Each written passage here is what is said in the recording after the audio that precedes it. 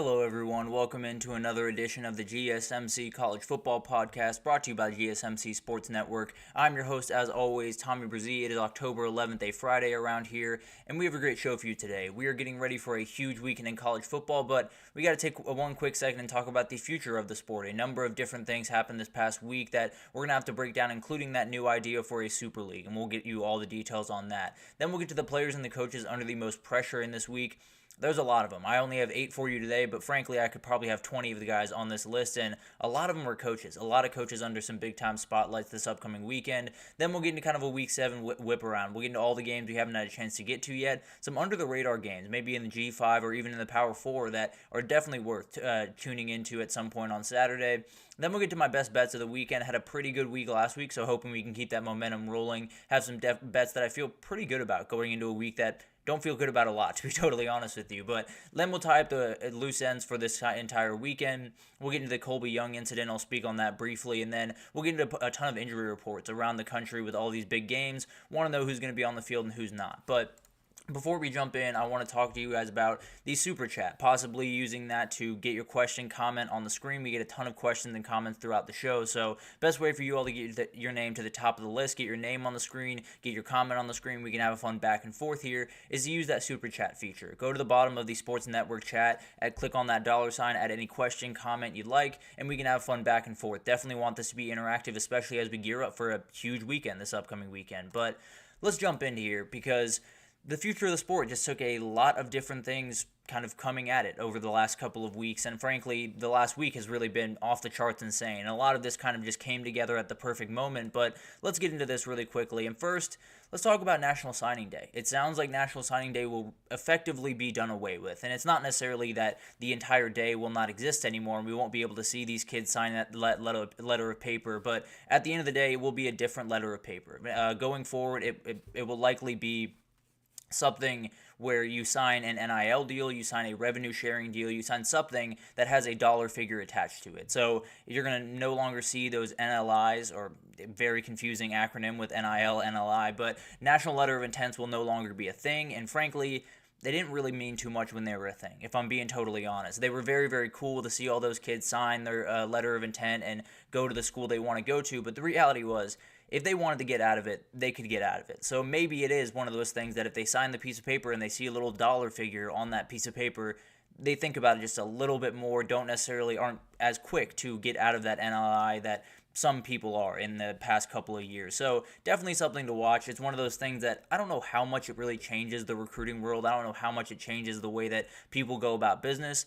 I do know that's going to be a little bit different. I do know these conversations about revenue sharing, about NIL, about all of these different things will be baked into this conversation, and we'll have to figure out how that kind of works in the recruiting world, because you have to assume there's going to be some pitfalls, but overall, a relatively benign change, at least as far as I'm concerned, and definitely one of those that we'll see what the effects are really in the next couple of years.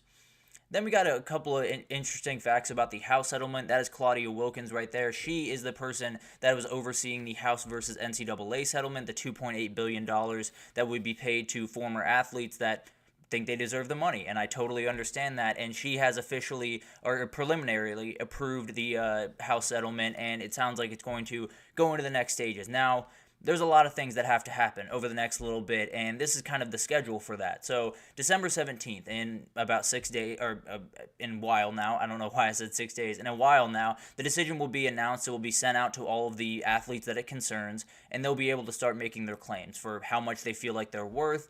Those numbers will be all over the place. It will be very, very interesting to see how those are litigated back and forth. And then on January 31st, the claim periods end, so you have the ability to ask for what you're going to ask for, and then at that point, the road ends, the window ends for you to ask for that, and then the NCAA can start separating this money. They can start figuring out where the $2.8 billion is going to go, how much is going to go to individual athletes, how much goes to schools. All of this is very, very convoluted and complicated, but that's when that stuff would start to happen. And then April 7th, we have the final hearing for this case. It will get officially approved. July 1st, it'll go into effect, and April 7th is a very packed day. We do have the basketball title on that day, so it's going to be really interesting to see all of this kind of goes underway over the next little bit. But the reality is, the big step is still probably in front of us, getting all of this in place, and then finally, this is just paying the former athletes. Now we have to put it in place in the current state of college football football, get an idea of what revenue sharing is going to look like, and that's when the real stuff happens. That's when the real tough part of what this is going to be comes into play. So we'll obviously see this kind of develop over the next little bit, but as of right now, it's definitely going to be a relatively long road ahead, but obviously that first step is huge for this. But moving back to kind of all the things happening around the sport going forward, one of the bigger ones is Project Rudy, and it's something that has been proposed by a number of former Disney executives, former ESPN executives, people that are in media, people that are in sports in a general sense. They have come together with a private equity firm called Smash Capital to give $9 billion to all of the NIL programs around the country, to give them a little bit more to play around with. When you get into this new world where you have a million different things to think about, you very much have to be able to pay all this stuff at the outset, because the reality is $20 million, $25 million is going to go every single year to the athletes going forward. Not a lot of schools around the country can just fork up $20 million pretty much every year. It's not something that's necessarily very feasible, at least in the short term. So having someone like a private equity firm come in and give $9 billion, spread it out amongst the 70 teams that they're including in their structure, it will be a huge thing for a lot of those teams. That being said, there's a lot of pitfalls that I'm not a fan of. I'll get into those here in a second. But the idea itself, a 70-team structure that is brought to you by Smash Capital. You have $9 billion that would be infused in the short term into college football, and then you would have a media rights deal that would just be off the charts. The 70 schools would be shopped as a single entity to media rights companies. It would be absolutely insane, the amount of return they would get. Frankly, I think the only people that would beat it out, at least in the American sports world, is the NFL. But the reality is we'd still have to get quite a ways down the road. It would eliminate all games between the current group of 5 teams and the FCS teams. Not ideal at all. That's just the reality. Not ideal in any sense of the word, and definitely something that you're going to want to make sure that you, at least in some sense, keep intact. I fully understand that when they get on the field, it's very unlikely that a group of 5 or a FCS team is going to be able to beat a Power 4 team, but the reality is, I do think it's one of those things that makes college sports special, and we'll get into a couple examples here in a second. But the other part of this is the proposal noted that it would be multiple qualifying spots, automatic qualifying spots for the SEC and the Big Ten. Frankly, I don't know if that's going to be enough, and let's get into this real quickly, because this is really, really interesting. There's a number of different things at play here, and when you talk about really anyone coming from an outside source, particularly private equity, coming into college sports, I'm not a big fan. I'll be totally honest, and I don't really have a good reason to be a fan, if I'm being totally honest, because the reality of all of these private equity firms is they're there to turn a profit, and that's more than fine. I fully understand that that's their business.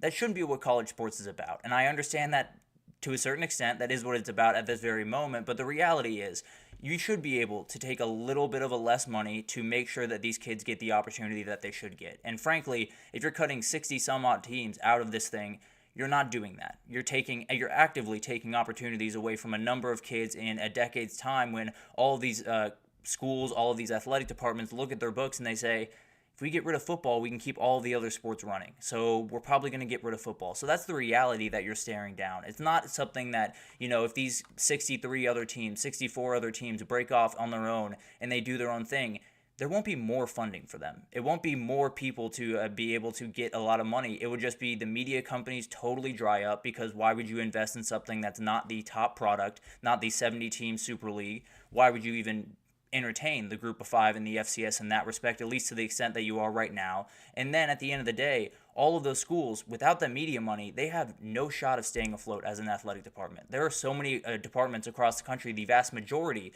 of athletic departments across the country lose money every single year. And frankly, if they put this into place, there is very few FCS teams that will be able to stay functioning. There's very few group of 5 teams that will be able to stay functioning. And then the Power 4 will be fine. That's the reality of this situation. But the other part of this is, when you get into these conversations, you have to have a lot of people come together, and a lot of people that, frankly, are a little bit egotistical. They very much want to have the power. They very much want to be the big man on campus. So you got to make sure they all come to the table. You got to make sure they're all on the same page. They all are pulling in the same direction, and that is a nightmare to pull off. But we did get some news over the past couple of days that it sounds like the SEC and the Big Ten are having real conversations about the future of the sport, about where this thing is going to go, and I very much dislike that for very obvious reasons. But the reality is, doesn't sound like they're very much on board for this. And frankly, if they don't have the SEC, if they don't have the Big Ten, this has no future. Period. End of story. If you don't have those two power brokers at your side, you're not going to be able to succeed. Now, it does sound like some media companies are very much into this idea.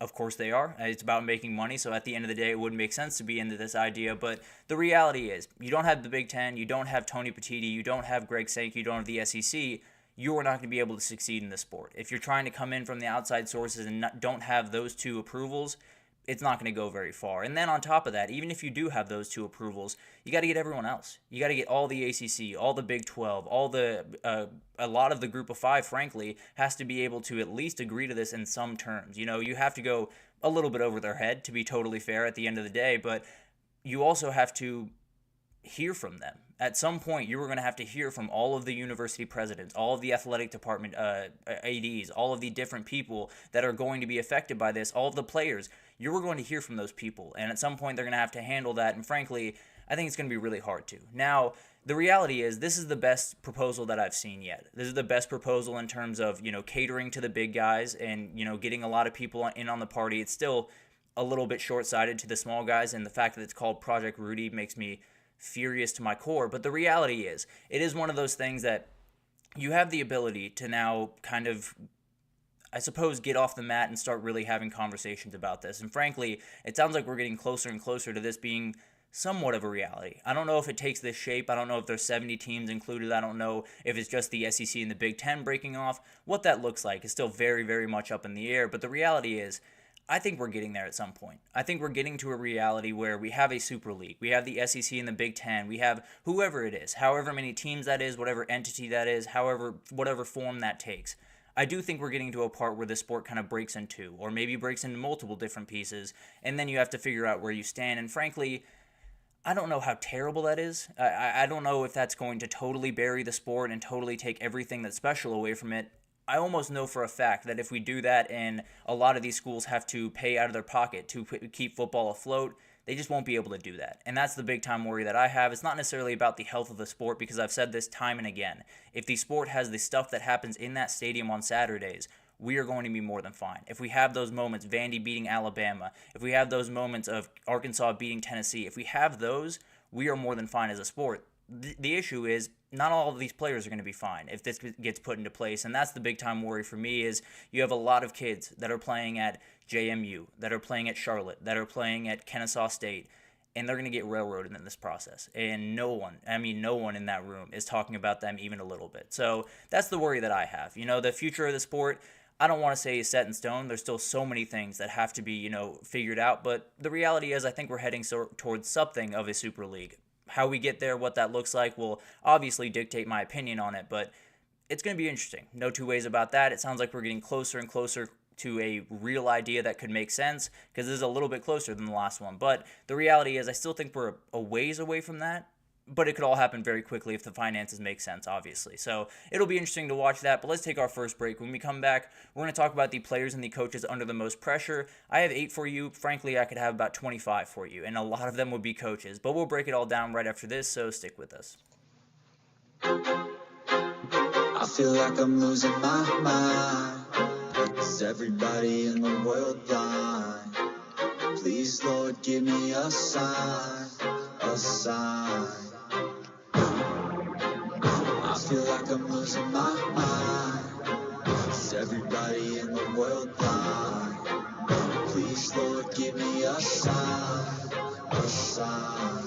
I wanna be the greatest. Everybody on the fake shit. I look around and feel like everybody is the fakest. I make this every day and I'm impatient, hoping one day I blow up from the basement. Statement, the top is so vacant. I don't hear shit that I think is amazing. Waiting for my day when I'm playing sold out shows where 1,000 faces. Hey, give me that crown, get in my way and to be put down. It ain't your place, all this my town. If I want that shit, then I'll get it right now. I'm losing it, the noose it fits. I'm losing shit, a stupid myth. You choose to live or choose to dip. You choose to fight or lose your grip and lose a gift. I feel like I'm losing my mind. Is everybody in the world blind? Please, Lord, give me a sign, a sign. I feel like I'm losing my mind. Is everybody in the world blind? Alrighty, welcome back everyone. We just talked about that Project Rudy that has been going through the college football world. Sounds like it hit a little bit of a snag yesterday with the SEC and the Big Ten just not being all that much in favor of it.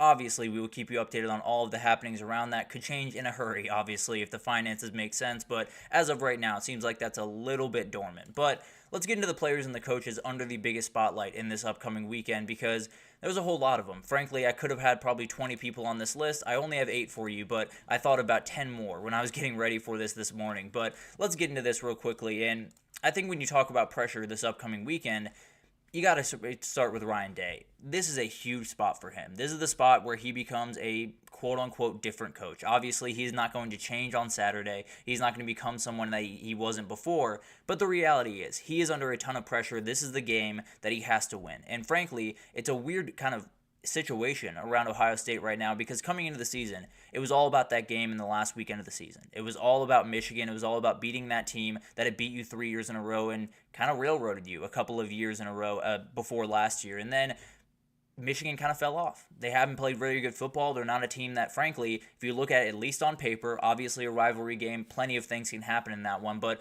on paper, Ohio State should beat Michigan by about 21 points. They should do it to Michigan what Texas did and then some. So it's definitely something that a little juice has been taken away from that one, which means a little bit more juice has been put into this one, has been put into the Penn State one. He's got to win.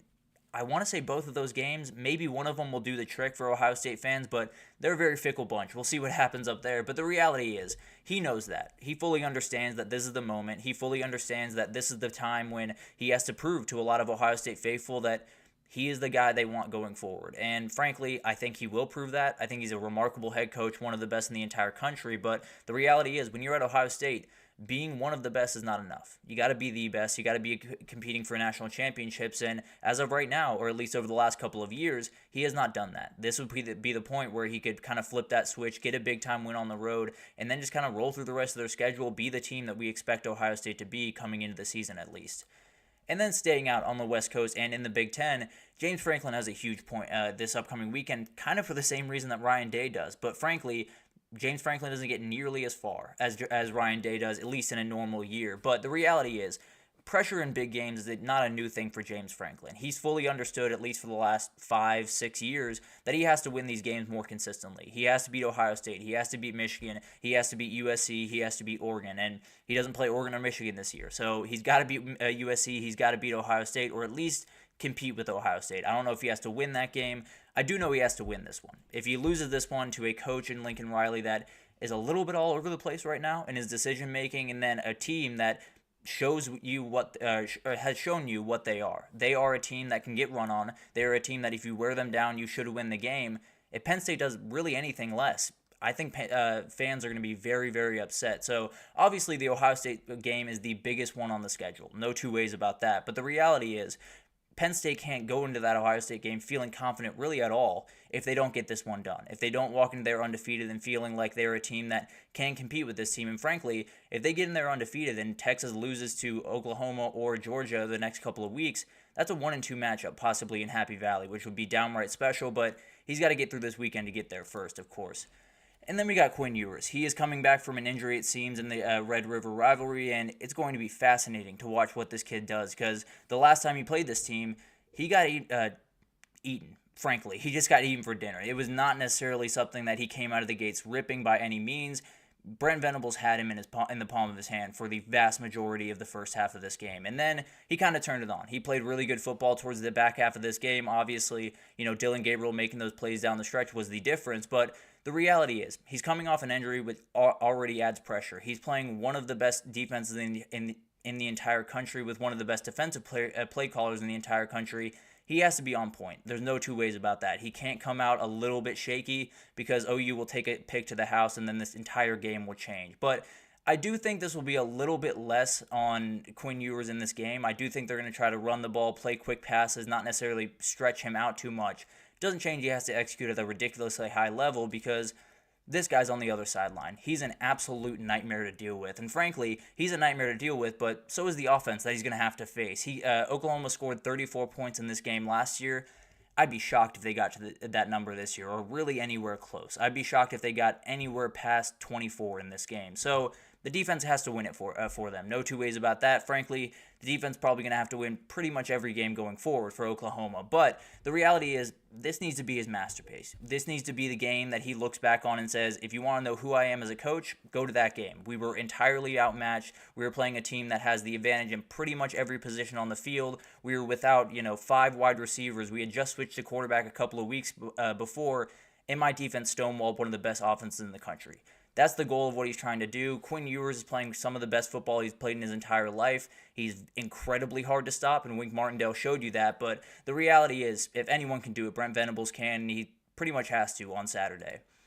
And then we'll talk about the guy that led him to a win in that game last year, and he now finds his way up to Oregon and plays in a huge one again this weekend. But Dillon Gabriel is in a huge spot. And frankly, when you talk about this Oregon team, there's a lot of things to like. They're so talented. They have so many things going for them. They do a really good job on defense pretty much top to bottom.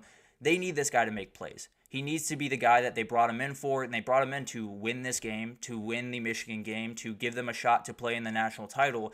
And this is where it starts. He has played okay football. He hasn't necessarily been the guy that you expected him to be. He's been a lot of, dumping the ball off, a lot of short routes, a lot of kind of what Bo Nix did, but doesn't necessarily have the depth doesn't have the deep shot threat that Bo Nix did have. So he's going to have to make throws in the teeth of his defense. It's going to be a nightmare to deal with, but the reality is that's why you brought him here. That's why he's here. That's why he's the starting quarterback for Oregon. And frankly, if he doesn't pull this off, there's going to be a lot of angry fans on Saturday. But on top of all of that, on top of the energy in this game, the defense that he's facing, the guy that he needs to be in this game, there's going to be about 50 NFL scouts in the crowd. And this is not a guy that's very, very high on those draft boards right now. He dices up Ohio State. He will shoot up those boards in a hurry. So a lot riding on this game. I think this is kind of the moment where a lot could change for Dillon Gabriel, not only this year, but possibly in his future.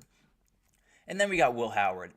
Exact ditto here. This is why you go get Will Howard. You knew you had this game on the horizon. You knew you had to play a little bit tougher. You knew you had to have a quarterback that was going to be a running threat. This is the moment where all of that is proven. This is the moment where he shows one way or the other if he was the big-time upgrade from Kyle McCord that I tend to believe he is, and I think a lot of people up there in Columbus think he is. But this will be the toughest environment that he has ever played in. He has played in a number of really, really good ones. Stillwater, he's played in the Big 12 Championship, he's been to Texas, he's played in a lot of really good environments. This place is going to be different in every sense of the word. There are only 60,000 people in that stadium. You would not know it by how loud that place gets. They are right on top of you. They are going to be all over this kid from the second he steps on the field to the second he steps off. That's just the reality of this game. He needs to be as level-headed as you possibly could be. And frankly, this is probably why they got him. I think the running ability is incredible, and he adds something else to that offense, and that's absolutely awesome. Kyle McCord just looked a little bit scared in these moments. Now, I think if you put him on that field on Saturday, he would not be scared of that moment because he looks as confident as he possibly could be right now. But at the end of the day, you went and got Will Howard because he started for 4 years. Because he's been in these moments, not necessarily as aggressive as this one, but he's been in these big-time moments, and he should be able to keep a level head. But he's got to on Saturday. If they don't have him playing pretty much elite football, they're going to have a really tough time moving the ball, and then their defense is just going to have to outright win it for them. And that's not the way Ohio State wants to go about business this year. I can promise you that. But moving over to the other big-time game of this weekend, LSU Ole Miss, Blake Baker. We talked about those quarterbacks being the reason that you bring them in. This is why they brought Blake Baker in. Ole Miss put up 55 on this team last year. It was an absolute drubbing. Or not a drubbing, actually. It was 55-50, which was very, very familiar for a lot of LSU fans at that point in the season. But the reality is, he's got his hands full. Lane Kiffin is going to do a ton with this offense. I think he's going to unlock a couple of things that he hasn't quite yet in the season. I think Jackson Dart is one of the most confident and comfortable quarterbacks in his system in the entire country.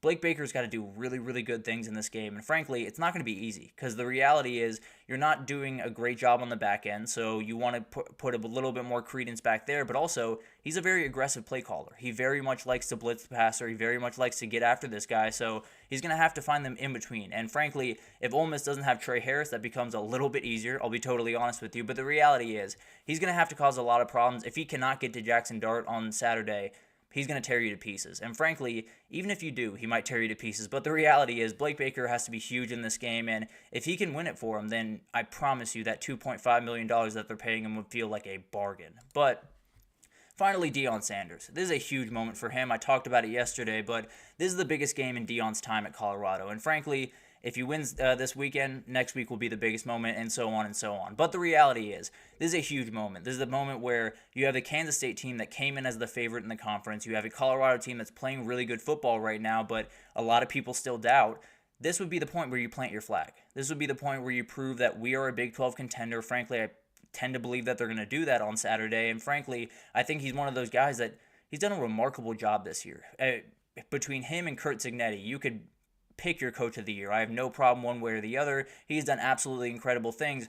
All that being said, a lot of that momentum was around last year, and it was lost around right now last year. So you're going to have to be very careful. It's a huge game, and frankly could set you off on two very different paths this year. Deion has done an incredible job so far this year, has been one of the very best coaches in the entire country. This is the moment where he really takes that next step, where this team takes that next step, and maybe they move into a Big 12 berth and maybe a CFP berth, who knows. But the reality is, it all comes down to this weekend. If he can execute, then things get a little bit more interesting up there in Boulder. But a lot of guys, frankly, I could go on for days about the number of players, coaches, a lot of coaches that have a ton of pressure on them this upcoming weekend. Kalen DeBoer, another one, obviously, going on the road to South Carolina after a just inexplicable loss to Vanderbilt. You have to be able to execute and do it at a very high level. I hope he wears a t-shirt again. I'll be totally honest with you guys. But at the end of the day, I hope the result on the field is better, and he has a lot on his shoulders going into that game. So that'll be interesting to watch, as well as probably a million other people. But the reality is, only had to keep it to 8 there. But let's take our second break here. And when we come back, we're just going to update you on all of the games that are a little bit under the radar. Some G5 games, some Power 4 games that maybe you're just not thinking about right now, but could have an impact on how crazy this upcoming weekend is. So we'll talk about it right after this, so stick with us. Looking for your daily fix of sports talk without having to pay for it? GSMC Sports Network is available on YouTube. Just search GSMC Sports Network. Get your fix of daily sports talk shows on YouTube, absolutely free. NFL, college football, NBA, MLB, MMA, UFC, fantasy football, and so much more. GSMC Sports Network has shows running all day long, with new sports shows starting every 2 hours. Just like on your favorite cable sports channel, except GSMC Sports Network is absolutely free. Just search GSMC Sports Network on YouTube to catch one of your new favorite shows, like the GSMC College Football Podcast, Chip Shot Football Podcast, Hoops and Heels Women's Sports Podcast, GSMC Basketball Podcast, and so many more. Check it out for yourself. GSMC Sports Network, now available on YouTube absolutely free. Search GSMC Sports Network on YouTube right now. Alrighty, welcome back everyone. We just talked about all of the people that are under huge amounts of pressure going into a massive week in week 7, and definitely there are a lot more than I picked, but I'm sure you can find the people that I'm talking about in that respect. But let's get into a little bit of a Week 7 whip around, get to all the games that are a little bit more under the radar, a little bit more off the beaten path, but really interesting ones and could have a ton to do with what the CFP is down the road. But let's get into this real quickly, and we'll start with that game that happened yesterday. Coastal Carolina got taken to the woodshed in this one. James Madison controlled this one from the absolute jump, obviously covered the spread of 6.5 by a ton, and frankly, they dominated every aspect of this game. Went 199 through the air, 222 on the ground, were better on third down, only gave up 79 yards rushing to Coastal Carolina. They were incredible, and it's exactly what you wanted to see if you're a JMU fan, because last week was weird. This offense didn't really get going. The defense was more than fine, to be totally fair, but the offense was not nearly where you expected it to be. But Alonzo Barnett got right back on track. 16 for 28, 199 yards, 3 touchdowns, 1 rushing touchdown. Did have a fumble early on in this game, so want to avoid that going forward. But frankly, if he's only making 1 mistake and putting up 4 touchdowns a game, I think you're probably okay with that if you're JMU. And the defense really dominated in this one. Ethan Vasco, who's played really good football this year, was averaging around 225 per game, only had 84 in the pass game, had 1 touchdown, 2 picks. So really domination from that unit. And frankly, JMU is going to badly need it going forward if that offense is going to be a little bit more up and down than we expected, at least early on in the season.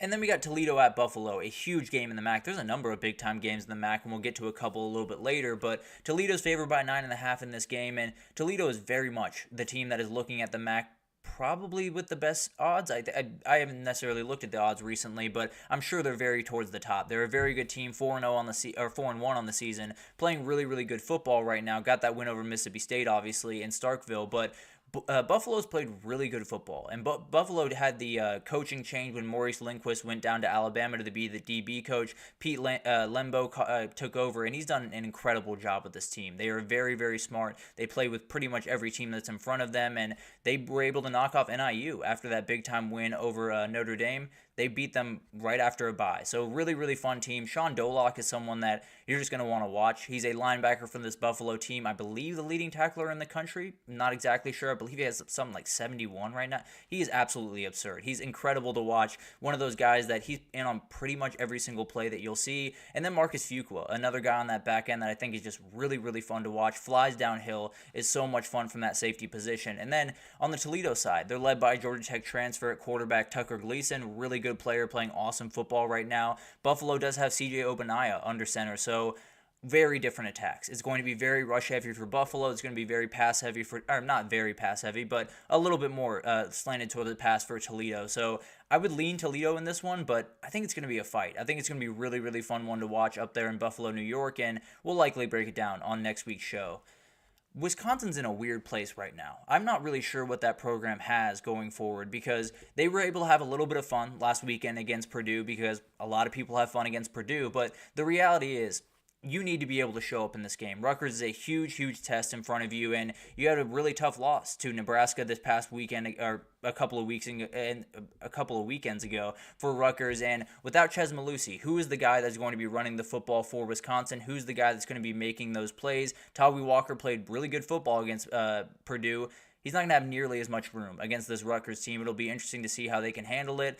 I just think Wisconsin needs one of these wins. They need a win where they go on the road, they're a little bit of an underdog, they get a really gutty win, because I think Luke Fickell's just got to prove to those fans that he has something going forward. He has a little bit of juice going forward, and right now, doesn't seem like they have a lot. I will take Rutgers in this game, but maybe Wisconsin just has that back up against the wall type mentality, and they come out swinging on Saturday. And then we have an interesting one. Purdue against Illinois, going to Illinois. One of those things where Purdue has been the punching bag for this Big Ten for thus far this season, and I expect it to continue throughout the rest of the season. But the reality is Illinois has a ton of momentum. Could this be the point where a lot of this kind of falls apart? Because frankly, I think we're all kind of waiting for the other shoe to drop on a lot of these big-time teams that are either undefeated, have one loss, and are hanging out in the top 25. I think Illinois is a great team. No two ways about that. I frankly think they're going to win this game. The reality is this has kind of been the moment for a lot of Illinois teams where a lot of this kind of comes crashing to the ground. Not necessarily that they've been this good in past years, but the reality is there's been a moment in a couple of these seasons in the past little bit where Illinois has some momentum, they're playing pretty good football, and then they run into a team that they very well should beat, and they just don't. So they're going to have to be able to execute in this day. They should be able to win this game very, very comfortably, but maybe this one sneaks up on them a little bit more than we're thinking right now. Going back to the MAC, a huge game here, and frankly, this might be my two favorite teams to win this conference, particularly Bowling Green, but a really, really fun game here, and if you want to watch really elite players, go to this game. Ontario Brown, the running back for Northern Illinois, is absolutely incredible, pretty much won them that Notre Dame game, to be totally honest. And then Bowling Green, Harold Fannin, in my opinion, is the very best tight end in the entire country. He's absolutely incredible. I expect him to be very, very high in the draft boards coming in the spring, but as of right now, both these teams very badly want to win a title in the MAC, and I'll take Bowling Green here. It's going to be very, very close, a really fun fight, but I'll take Bowling Green. I think they're absolutely elite in every sense of the word, and I think they're probably my favorite in the MAC thus far. Then we got Vanderbilt heading up to Kentucky after that incredible win a week ago. This one's interesting. No two ways about that. You have Kentucky coming off a win over Ole Miss a couple of weeks ago, got a bye last week, and then Vandy. They were the story of college football this past week with a win over Alabama. So it's kind of an interesting spread. No two ways about that. But the reality is, I do think this is a game where you're not going to have the same ability to fully take advantage of this defense the same way you did Alabama's. Just plainly because I think the defensive line is a ton better, at least in the interior. So you're going to have to be able to fight in different ways in this one. I think Brad White's an incredible play caller for Kentucky. Probably is going to be a little bit harder to put him off the spot than it was for Kane Womack. But the reality is, regardless, it's going to be a really, really interesting game. I like Diego Pavia a lot. I think I'm going to pick Kentucky in this game. I think it's going to be a really interesting one to see what Vanderbilt's about. Maybe they show up in a big way. And maybe we're on here on Monday thinking about Vanderbilt as a real team in the SEC. But as of right now, I do think Kentucky gets this one done. I think Brock Vandagriff is slowly finding himself. Not playing elite football by any means, but in that Ole Miss game, made a number of throws that were absolutely huge, including that downfield one to Byron Brown. So, Barry Brown, not Byron Brown. I'm a little mixed up on my teams right now. But the reality is, a huge game for Vanderbilt to keep that momentum going. Kentucky, I tend to like him in this game at home. So it's going to be interesting to watch that one unfold. But in the ACC, we have one that I can't understand this line for the life of me. You're on the road, I understand. You're playing a North Carolina State team that is just all over the place right now, and you're coming off a game where it was really hard to keep them out of the end zone. So I would lean aggressively in Syracuse direction here. The one thing I did want to touch on is Grayson McCall. Sounds like he is going to be okay. It's probably going to take some time for him to get back up to speed, for him to, feel normal again. It was an absolutely terrifying hit on Saturday. Hope the best for him. Hope he has a speedy recovery. But it sounds like everything that could be going right is going right now, which is absolutely huge. And then this Syracuse team, they have a ton the rest of the way. I think there's a lot on the table for that team. I think they kind of got it back last week when they beat UNLV. And now you got to continue. You got to win those ACC games. You got to give yourself a shot in those big-time games down the road. And they should be able to win this one. I feel pretty confident in that. And then we got to talk about the Ashton Jeanty show. Frankly, this is one of those things that the lines on his yards are getting crazier and crazier by the weekend. I believe it's 183.5 going into this weekend, his over-under on rushing yards.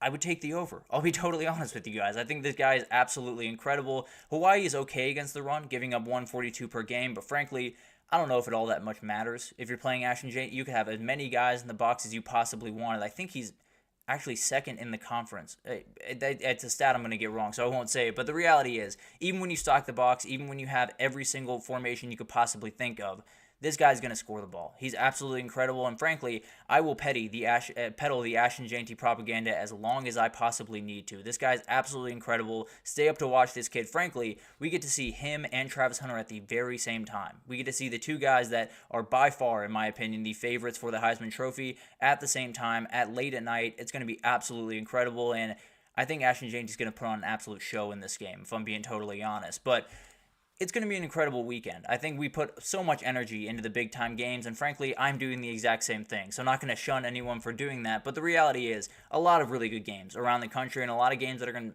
to have a lot to do with what the CFP is going forward, what a lot of these conferences are going forward. But at the end of the day, I think when you want to look at a conference that's going to take a big-time shake-up this upcoming weekend, probably the MAC. It's going to be really interesting to see what that looks like at the end of the week, and maybe they have a team that can make a CFP run at the end of the week, although I don't necessarily see one right about now, but it will be interesting to watch that kind of unfold over this weekend. We're going to take our third break here. When we come back, I'm just going to get to my best bets for the weekend. Had a pretty solid week last week, so we'll see if we can build off that, and we'll talk about it right after this.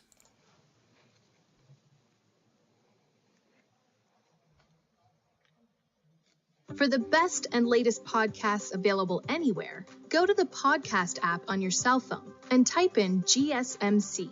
To access free content-rich podcasts on health and wellness, book reviews, sports, entertainment, relationships, social media, movies, technology, finance, and even weird news. Subscribe and download the GSMC Podcast Network's family of shows, available everywhere podcasts are found.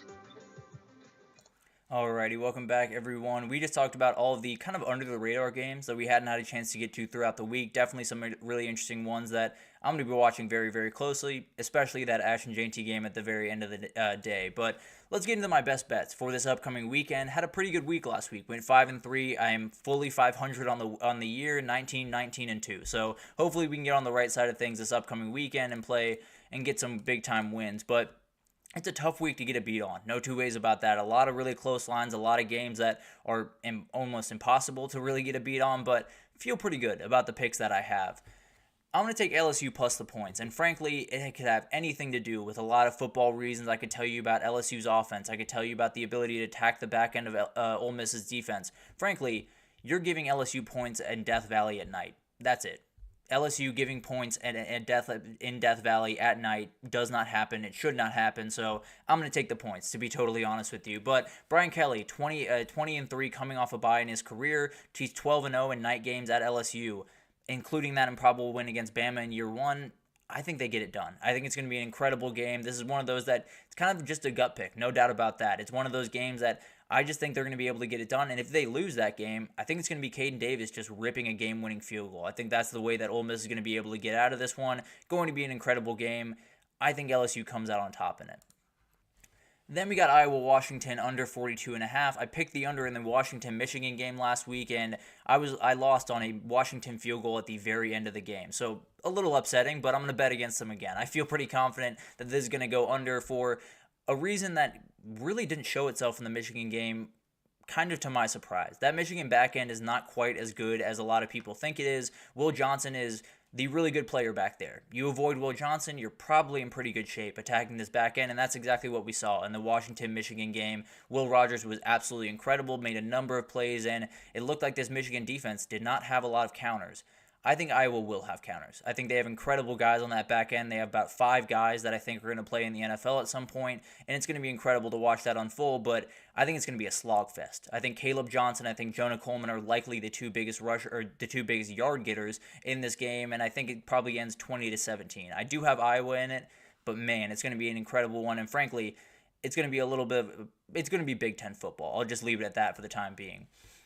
Georgia Tech, I do love -5 at UNC. It might have dropped down to -4, but I'll keep it at -5 for the time being. This is going to be a really interesting game because UNC has a million things to think about. They have so many things behind the scenes. Mac Brown possibly retiring at any point this year, but specifically at the end of the year.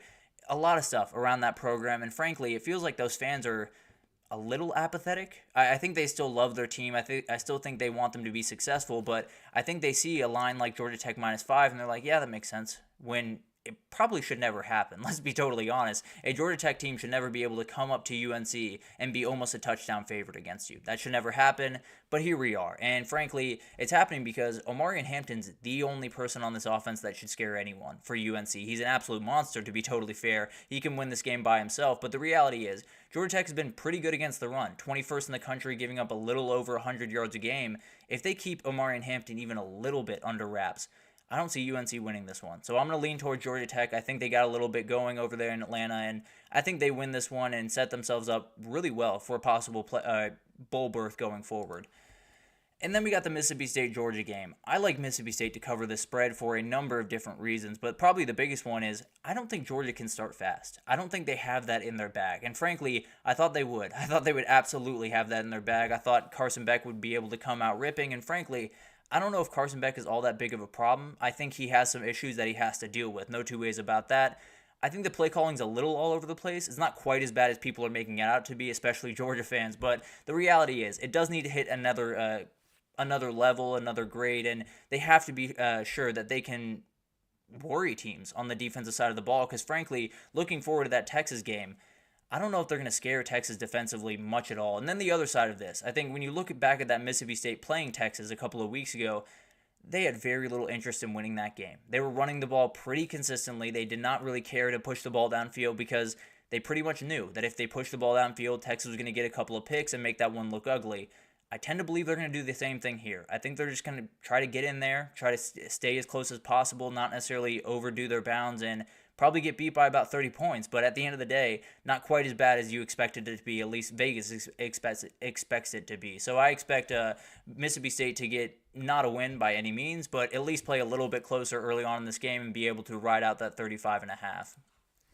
I also like Florida to cover that 15.5 at Tennessee this upcoming weekend. This one's really interesting because Tennessee's coming off that tough loss. The offense is in a very weird place going forward. You would feel that maybe they would have that little bit of mentality that we're going to go in, we're going to tear this team to pieces, we're going to move forward. I don't know if they have that ability, at least as of right this second. I do think they have Nico Imaliava absolutely has that ability. You can open that up at some point and maybe you can get it going. But frankly, this is going to be a running team. This is going to be a team that leans on Dylan Sampson, that asks him to do a ton in this game. And frankly, I don't know if they're able to create much of a margin in this one. I think the back end of that defense is going to be able to be taken advantage of at least a couple of times in this game. And you let Trey Wilson get loose one time. You let Elijah Badger get loose one time. And this game totally changes. And then Tennessee can't pull away. So when I'm looking at this team right now, Nico has not been good in passes over 10-plus yards, especially against OU and Arkansas. If that continues in this one, which Florida's not nearly the defenses of those two, but they're a really good defense. They're very solid, and they're going to be a lot more than a couple of the other defenses that Tennessee's faced. So it's one of those games that I think is just going to be a little bit gross at times. I think it's going to be a lot of running the ball, a lot of slowing this thing down, and then I think Florida's going to make just those couple of plays. I do have Tennessee winning, but I think it's going to be an interesting fight, and Florida's going to keep it at the very least pretty close in this one. I love this pick. I love Iowa State -3 at West Virginia. I think West Virginia's done a great job over the last couple of weeks. They've played really good football. They found their identity in running the ball. Iowa State is going to be able to stop you. Iowa State is going to be able to stonewall you up front, and maybe they don't even need to stonewall you because, frankly, West Virginia ran for 389 yards last weekend.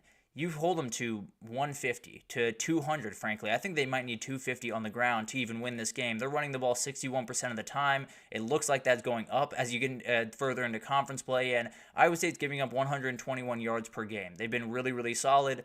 I think West Virginia is not going to have enough on the ground. And then on the other side, Iowa State's offense is really fun. You have two really fun players on the outside like Jalen Noel and Jaden Higgins. You have Rocco Becht running this offense very efficiently. Sounds like Abu Sama might be back in this game, which would be absolutely huge for them. But the reality is, I think West Virginia's done a really good job the last couple of weeks. I don't think it remotely continues in this one, if I'm being honest.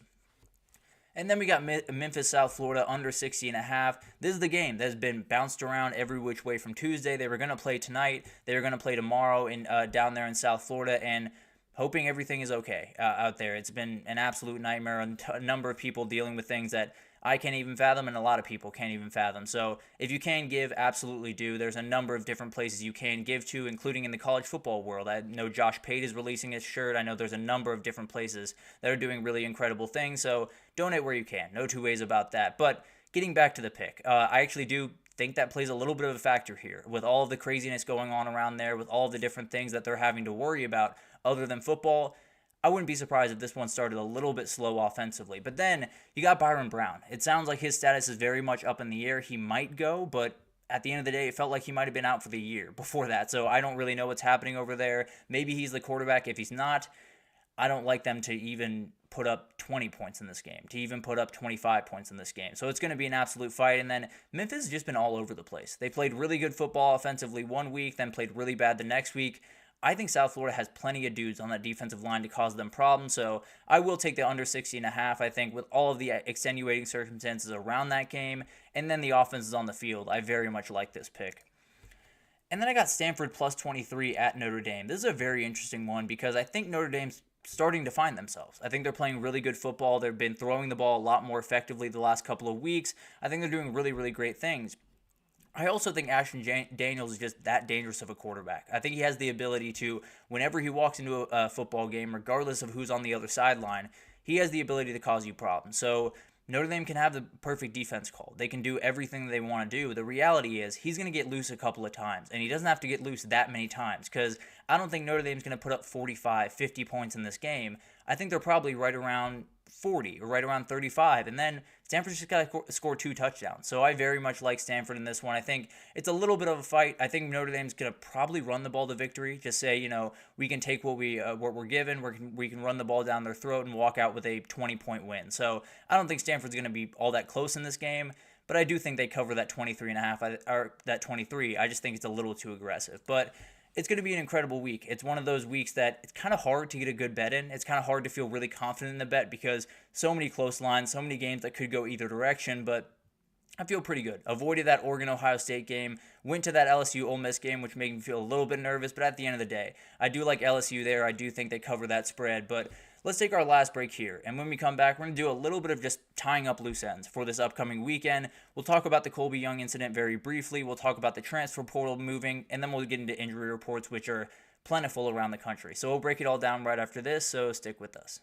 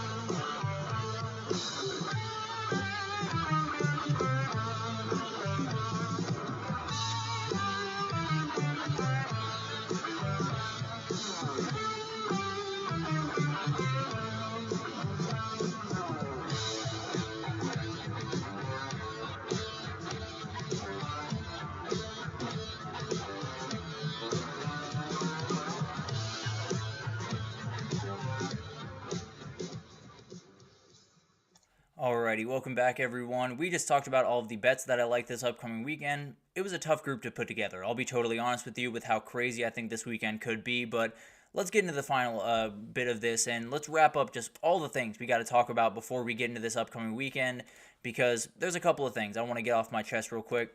And we'll talk about Colby Young real quick here, because Kirby Smart has suspended Colby Young from the team following his arrest on Tuesday morning. He was arrested on misdemeanor charges of battery and assault on an unborn child.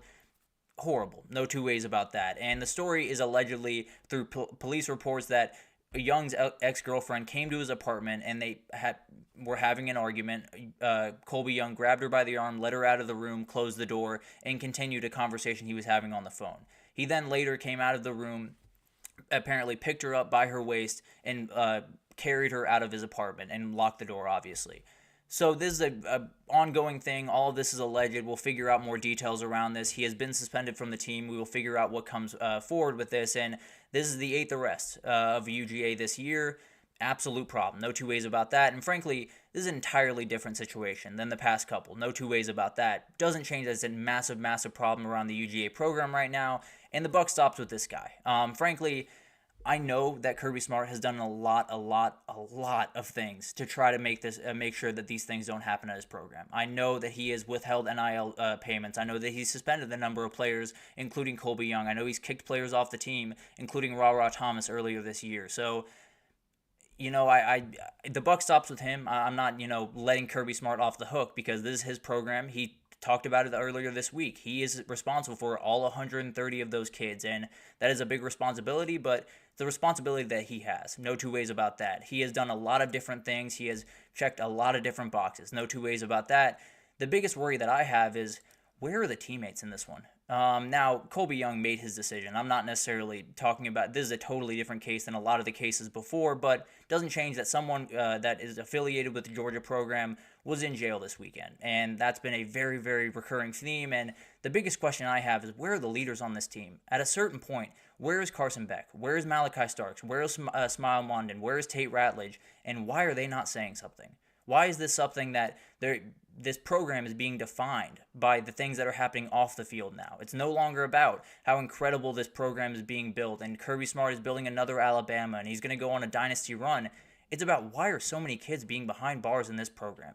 And they have to figure it out one way or the other. Now, I'm not going to sit here and act like I have the answer, because frankly, I know that Kirby Smart has done a remarkable amount of things to try to get this to not happen in the future, but it continues to happen, and that's the end-all be-all of this situation. He has to find a solution one way or the other, and we'll figure out if he can. It's going to be really interesting to watch this one unfold.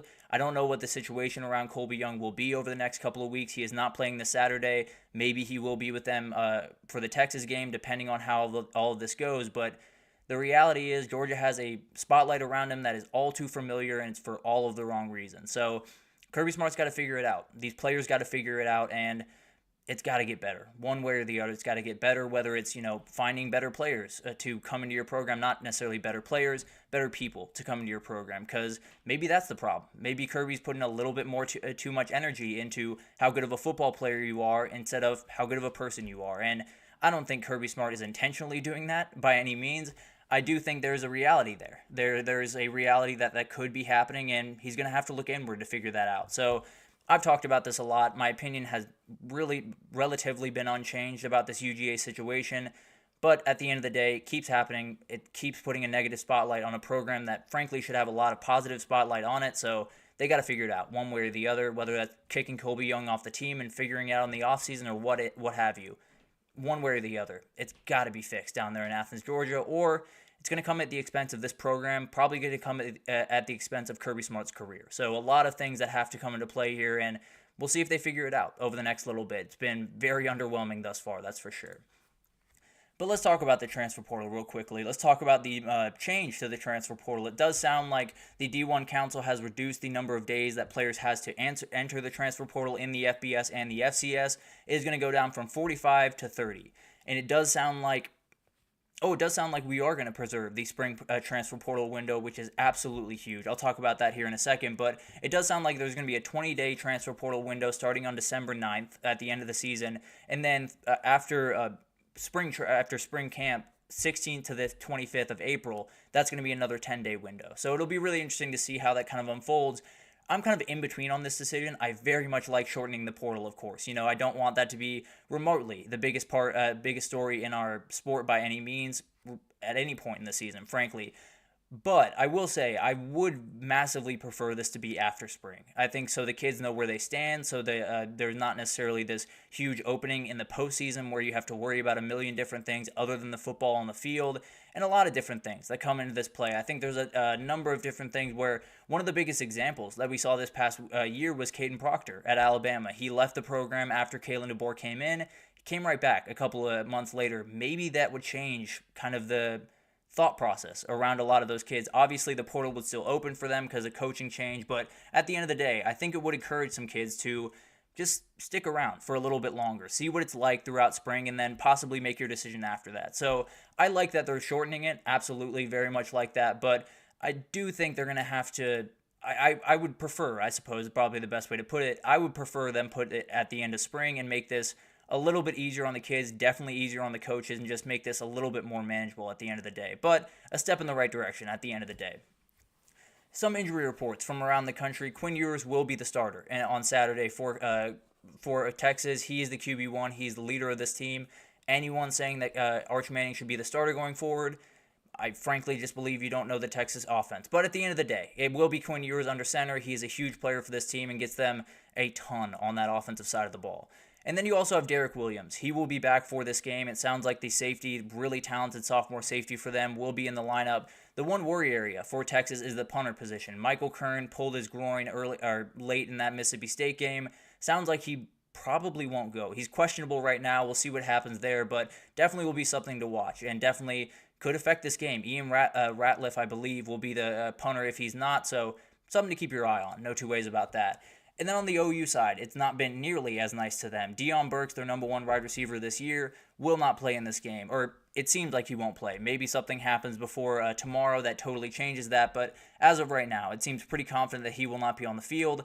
That puts them without their top 5 wide receivers in this game. They've been absolutely just snake bitten on that wide receiver room. It's been an absolute nightmare for them to deal with. J.J. Hester, Brennan Thompson just got a lot more energy. And Brennan Thompson going up against his former team, maybe there's a little bit of juice in those legs. But moving on to Oregon, Ohio State, it does sound like Sione Luala is going to be in this game for Oregon, a huge player on the back end of that defense. Kamari Terrell is also going to be there. It sounds like Gary Bryant is back on the practice field, will be possibly on the field this upcoming weekend. A little bit unlikely, or it remains unlikely, but at the end of the day, one of those things that if he's on the field, he's going to make an effect on this game. And then on the Ohio State side, you got Carnell Tate back for this game. That's all the injury news. So you got to feel really good if you're an Ohio State fan. Nothing really too big to talk about other than it sounds like Carnell Tate will be back and they badly need him in this game. And then moving on to LSU Ole Miss, it sounds like Trey Harris is still questionable. I'd be a little bit surprised if he trotted out there, and if he did, I don't think he's going to be remotely close to 100%, so something to keep an eye on. Princely Umanmielen is questionable in this game, as is J.J. Pegues. I expect both of them to go, so that'll be interesting to watch. And then Henry Parrish has had a lot of really kind of minor injuries. I think he'll be ready to go. That's a very, very interesting question because at the end of the day, he really affected that South Carolina game. If he's not out there on the field, the Ole Miss has got another hit to their offense. I don't think Trey Harris is going to play. And that is a little bit of a gut reaction, a little bit of knowing the situation. But at the end of the day, I do think he's, regardless if he's on the field or not, that's not going to be 100% of Trey Harris, and that's a huge factor in this game. And then on the other side, it sounds like Kyle Parker is going to be out for this game, a huge, huge hit to this wide receiver group. Sounds like C.J. Daniels and Chris Hilton have questionable tags. So going to be interesting to see what the wide receiver situation is for LSU in this game. And frankly, if they have Aaron Anderson, if they have Kyron Lacey, I feel pretty good about where they are, especially with Mason Taylor. But definitely want as many options as you possibly can get. On the good news, it does sound like Caden Durham. It does sound like JVR Suggs. It does sound like Jalen Lee are all going to go in this game. And they badly need all of those guys, especially the 2 linemen. But frankly, Caden Durham, I think, could just outright take over this game on Saturday. And then moving on to Penn State USC, Lake McCree is working his way back. He will be back sooner rather than later. Not really sure if that's this upcoming weekend. I'd be a little bit surprised if he was out there this upcoming weekend, but a really, really good player. It's going to be interesting to see how all of that comes underway in the next little bit. It does sound like Eric Gentry he's definitely going to be out for this game. sounds like he could miss the remainder of the season and utilize his red shirt. So something to watch there, a huge player for that defense, and if he's out the rest of the season, there's a lot of holes in that defense. But then Anthony Lucas is predicted to possibly miss this game. Would be a huge hit to this defense. He left the Minnesota game late in that one. If he's not playing in this one, it's another huge hit to this defense that cannot take him right about now. And then we got a couple of things for Penn State. It does sound like right tackle is going to be on the field. Anthony Dunco, a very talented guy and someone that had kind of been all over the place the first couple of weeks, had some injuries, had been on and off the field. He's going to be on the field this Saturday, it seems. And then you got the big one. You got Nicholas Singleton back, and you badly needed him back. He's a huge player for this team. Frankly, I think he could be the star of this game on Saturday. He's absolutely huge, and he's going to get rolling on this Penn State offense. I feel pretty confident in that. And then finally, Cam Rising is going to be on the field. Cam Rising is going to play for this team. He will get the start for Utah against Arizona State tonight. Going to be interesting to see how high of a percentage he is. Is it 80? Is it 90? Is it 100? I would be surprised if it was 100, if I'm being totally honest with you. But at the end of the day, whenever he's on the field, this is a much better team. They have every ability to beat pretty much anyone in the country, and they kind of got to put on a show against Arizona State tonight. I'm a little bit worried about that game. It's one of those games that if Cam Rising is 70%, if he's 80%, maybe they don't have enough juice to get it done in this one. But at the end of the day, when he's on the field, Utah fans feel a lot better. I think this team just in general plays a lot harder because that's the leader of this team. So very badly needed him back, and he's going to go. We'll see. Hopefully he can stay on the field. Hopefully he can get through this game and continue on his run for Utah. But definitely something to watch on this Saturday night. So incredible weekend. I cannot wait for this one. Wanted to make sure you guys had all the injury news as we head into it because it's kind of a minefield out there. We're getting to that part of the season where a lot of guys are kind of finding their way onto and off of the injury report throughout the weekend, but we'll see what happens. We'll see who's on the field. If Trey Harris is not on the field for Ole Miss, a lot changes in a hurry. So definitely something to watch out there, and really all across the country. There's going to be some big-time injuries. That Oregon-Ohio State game is weirdly quiet. Oh, one update from that one. Actually, I almost forgot about it. There was some interesting news around Jordan Birch. There was some news that he was, carted off practice, and then there was news that he was totally fine. Didn't want to touch on it too much here because I didn't want to say one thing or the other, and either of them not be true, but something to watch. No two ways about that. If Jordan Birch cannot go in this game, it's a huge piece, especially stopping that run game for Ohio State. So a huge thing to watch in that game. Definitely one that I would keep my eye out on. Whether he's fine, I don't know. But at the end of the day, if he's on the field, then it's a huge boost. If he's not, then Ohio State's probably going to attack that side pretty consistently in this game. But going to be a crazy weekend. No two ways about that. Some big-time games, no doubt, but some really good under-the-radar games. Some games that you might not be able to fully tune into, but if you rewatch them, I promise you'll have a really good time. Frankly, one thing I'm really looking forward to from this weekend is just getting able to watch Travis Hunter and Ashton Jeanty at the exact same time. Cannot wait for that to get underway, but it's going to be an awesome weekend. Strap in for all of it, but that'll do it for this edition of the GSMC College Football Podcast, brought to you by the GSMC Sports Network. Your support means a lot to us, so please remember to subscribe to the show, leave a positive review. It does make a huge difference for us. Also, follow us on Facebook, Twitter, TikTok, Instagram, all the social pages for all the content and updates you could possibly need. Enjoy this Saturday. It's as good as it possibly gets in college football, so strap in, enjoy it all. Thank you once again for listening, and I will see you guys on Monday to break it all down. Mm-hmm.